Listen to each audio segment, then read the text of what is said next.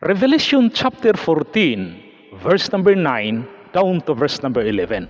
Sinasabing, lahat ng mga natatakan ng tatak ng Antikristo ay siyang itatapon sa lawa ng apoy at dooy magdurusa habang buhay.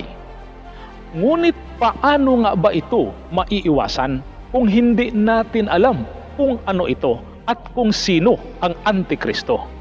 Lalo na kung ito ay kaniyang gagawin sa pamamagitan ng panlilinlang at pamimilit. Ngayong araw, yan ang tatalakayin natin. Alam natin na ang espiritong nasa loob ng taong maging Antikristo ay ang espiritu ng Diablo. Ayon sa nakasulat sa Revelation chapter 13 verse number 2. Kaya aasahan na natin na sa kaniyang paglitaw ay gagawin niya ang lahat upang malinlang ang mga tao at sasamba sa kanya kasi ang Diablo ay kilala bilang isang magaling na manlilinlang ayon sa Genesis chapter 3 verse number 1. At siya ang ama ng mga sinungaling. Nakasulat po yun sa Book of John chapter 8 verse number 44. At sa pangalawang sulat ni Apostle Paul sa mga taga-Corinthians chapter 11 verse number 14, doon sinabi niya, hindi ito dapat pagtakhan sapagkat si Satanas man ay maaring magkunwaring anghel ng kaliwanagan. So ano po mga kapatid, ang sinabi ng Biblia patungkol kay Satan.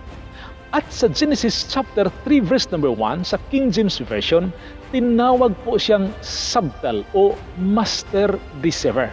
Ngayon ang tanong, paano tayo nakakasiguro na hindi tayo malinlang ng Antikristo kung sakali madatnan tayo bago pa man darating ang ating Panginoon? Kasi po sinabi talaga ng Revelation chapter 13 verse number 6 down to verse number 8 na halos lahat po ng mga tao sa lupa, mga bansa, lahi, wika at lipi ay malinlang at sasamba sa Kanya sa panahong yon. Ngunit para sa atin na nagbabasa at naniniwala sa mga salita ng Panginoon, ay hindi po itinago ng Panginoon para sa atin ang pagkakakilanlan ng Antikristo upang tayo ay hindi malinlang pagdating ng panahong yon. So ano nga ba ang pagkakilanlan o identity ng Antikristo ayon sa nakasulat sa Biblia? Unang-una ay nais ko pong sasabihin sa inyo ito, kapatid. Hindi po magiging madali para sa mga mananampalataya ang dadanas sa kamay ng Antikristo. Sabi nga sa Revelation chapter 13 verse number 7, pinahintulutan din siyang salakayin at gapiin ang mga hinirang ng Diyos. Ibig sabihin, pahihirapan po talaga ang mga ayaw sasamba sa Kanya habang ang mga tao naman ay lilinlangin at sapilitang lagyan ng tatak ng Antikristo ang bawat mamamayan sa panahong yon. Yon ay sinabi sa verse number 16. Sapilitang pinatatakan ng ikalawang halimaw ang lahat ng tao sa kanilang kanang kamay o sa noo. Maging sila'y dakila o hamak, mayaman o mahirap, alipin o malaya. Sa madaling sabi, ang pamamaraan ng pagtatak ng Antikristo ay by force and by deception. Malinaw po ang sinabi ng Biblia, kapatid, sapilitan at panlilinlang. Kaya kinakailangan nating malaman ang pagkakilanlan ng Antikristo nang sa ganun ay hindi tayo malinlang at kahit pipilitin pa tayo ay hindi natin tatanggapin ang kanyang tatak, lalo na kung tiyak natin na ito na talaga ang tatak ng Antikristo. Maraming sinasabi ang Biblia tungkol sa mga katangian ng Antikristo. Ngunit sa ngayon ay isa lamang ang aking ibigay. Ngunit ito ang pinakasusi sa lahat upang maintindihan natin ang katangian at katauhan ng Antikristo. Sa Matthew chapter 24 verse number 4, ang Panginoong Hesus po mismo ang nagsabi. Sumagot si Jesus, mag-ingat kayo upang hindi kayo mailigaw ni numan.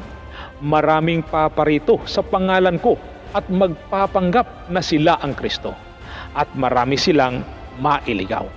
At sa 1 John chapter 2 verse number 18, ang sabi, "Mga anak, ito na ang huling panahon, tulad ng inyong narinig, darating ang Antikristo. Ngayon nga'y marami nang lumilitaw na mga Antikristo, kaya't alam nating malapit na ang wakas." So unang bagay, ayon sa Matthew chapter 24 verse number 4, ang Antikristo ay lalabas at magpakilala na siya ang Kristo. Ang sabi ng Panginoon, magpapanggap na sila ang Kristo. Ibig sabihin, ang Antikristo ay lalabas na hindi salungat kay Kristo. Kasi kung tingnan natin ang salitang Antichrist, ay ibig sabihin against Christ or salungat kay Kristo. Ngunit hindi po ganun ang mangyayari, kapatid. Pagkos ang kanyang paglabas ay isang malaking panlilinlang at sasabihin niyang, "Ako ang Kristo." Ang sinabi ng Panginoong Hesus ay napaka-importanting susi para magkaroon tayo ng lead or hint kung saan manggaling ang Antikristo. Kasi kung magpapanggap siya bilang si Kristo upang sambahin ng mga tao, ibig sabihin, ang Antikristo pala ay manggagaling sa relihiyong Kristyanismo mismo. Uulitin ko po, ang Antikristo ay manggagaling sa relihiyong Kristyanismo. Masakit mang isipin dahil tayo po ay mga Kristiyano, ngunit ang katotohanan ay nanggaling mismo sa bibig ng Panginoong Hesus. Kaya nga sinabi niya ito noon upang bigyan tayo ng babala at hindi malinlang pagdating ng araw na yon. At isa pang bagay, kapatid, kung tingnan natin ulit yung 1 John chapter 2 verse number 18, ang sabi, "Sa huling panahon, tulad ng inyong narinig, darating ang Antikristo," singular. At sinabi pa rito, ngayon nga'y marami nang lumilitaw na mga Antikristo, plural. Ibig sabihin, itong mga lumalabas na mga taong nagpakilalang sila ang Kristo, ay sinabi na rin po ito ng Panginoon noon pa man, mga kapatid.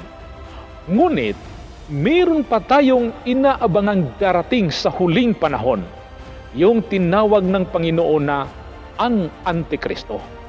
At ang taong ito ay pinapagalaw ng masamang espiritu galing sa dyablo at may pambihirang kapangyarihan upang gumawa ng mga kababalaghan nang sa ganon ay malinlang at sasamba sa kanya ang mga taong hindi alam ang katotohanan sa panahong yon. Nakasulat po yun sa Revelation chapter 13, kapatid. Ngunit, yung mga taong nakikinig at naniniwala sa mga salita at mga babala ng Panginoong Hesus ay pipiliin nilang hindi sasamba at hindi tatanggap ng tatak kahit na ang kapalit pa nito'y kamatayan, dahil sabi ng Panginoong Hesus sa Matthew chapter 10 verse number 28, "Huwag ninyong katakutan ang pumapatay ng katawan, ngunit hindi naman nakakapatay ng kaluluwa. Sa halip, ang katatakutan ninyo ay ang Diyos na may kakayahang pumuksa ng katawan at kaluluwa sa impyerno." So yan po, mga kapatid, napakahirap mabuhay sa ilalim ng pamamahala ng Antikristo. Kaya pala sabi ng Biblia, pinipigilan pa hanggang sa ngayon ang paglabas ng Antikristo at may takdang panahon ang kanyang paglabas, ayon sa nakasulat sa 2 Thessalonians chapter 2 verse number 6. At sana sa panahong yun, tayo ay iligtas ng ating Panginoong Hesus sa pamamagitan ng rapture, ayon na rin sa kaniyang mga pangako sa atin bago pa siya bumalik sa Ama. Kaya mga kapatid, dalangin ko po na tayo ay patuloy na maniniwala at maninindigan sa katotohanan at walang ibang katotohanan maliban sa mga salita ng ating Panginoong Hesus lamang na nakasulat sa Biblia. Hanggang dito na lang po, at kapatid, bago po kayo muli, sana makapag-subscribe po kayo sa aking munting channel. Hangad po natin na mas marami pang makapanood sa mensaheng ito.